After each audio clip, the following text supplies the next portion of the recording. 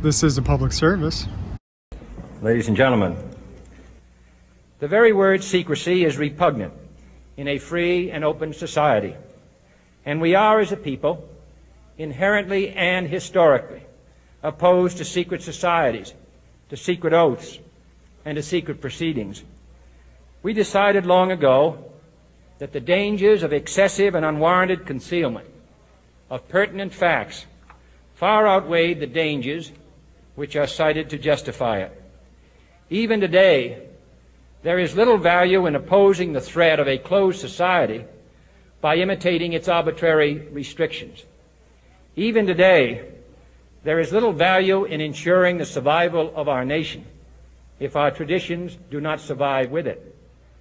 And there is very grave danger that an announced need for increased security will be seized upon by those anxious to expand its meaning to the very limits of official censorship and concealment. That I do not intend to permit to the extent that it's in my control. And no official of my administration, whether his rank is high or low, civilian or military, should interpret my words here tonight as an excuse to censor the news, to stifle dissent, to cover up our mistakes, or to withhold from the press and the public the facts they deserve to know. For we are opposed around the world by a monolithic and ruthless conspiracy that relies primarily on covert means for expanding its sphere of influence, on infiltration instead of invasion, on subversion instead of elections, on intimidation instead of free choice, on guerrillas by night instead of armies by day. It is a system which has conscripted vast human and material resources into the building of a tightly knit, highly efficient machine that combines military, diplomatic, intelligence, economic, scientific, and political operations. Its preparations are concealed, not published. Its mistakes are buried, not headlined. Its dissenters are silenced, not praised. No expenditure is questioned, no rumor is printed, no secret is revealed. No president should fear public scrutiny of his program, for from that scrutiny comes understanding, and from that understanding comes support or opposition, and both are necessary. I am not asking your newspapers to support an administration, but I am asking your help in the tremendous task of informing and alerting the American people. For I have complete confidence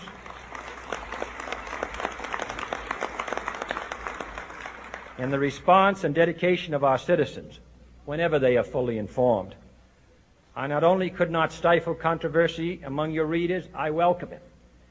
This administration intends to be candid about its errors. For as a wise man once said, an error doesn't become a mistake until you refuse to correct it. We intend to accept full responsibility for our errors, and we expect you to point them out when we miss them. Without debate, without criticism, no administration and no country can succeed, and no republic can survive. That is why the Athenian lawmaker Solon decreed it a crime for any citizen to shrink from controversy. And that is why our press was protected by the First Amendment, the only business in America specifically protected by the Constitution, not primarily to amuse and entertain, not to emphasize the trivial and the sentimental, not to simply give the public what it wants, but to inform, to arouse, to reflect, to state our dangers and our opportunities, to indicate our crises and our choices, to lead, mold, educate, and sometimes even anger public opinion. This means greater coverage and analysis of international news, for it is no longer far away and foreign, but close at hand and local. It means greater attention to improved understanding of the news, as well as improved transmission. And it means, finally, that government at all levels must meet its obligation to provide you with the fullest possible information outside the narrowest limits of national security. And so it is to the printing press, to the recorder of man's deeds, the keeper of his conscience, the courier of his news, that we look for strength and assistance, confident that with your help, man will be what he was born to be, free and independent.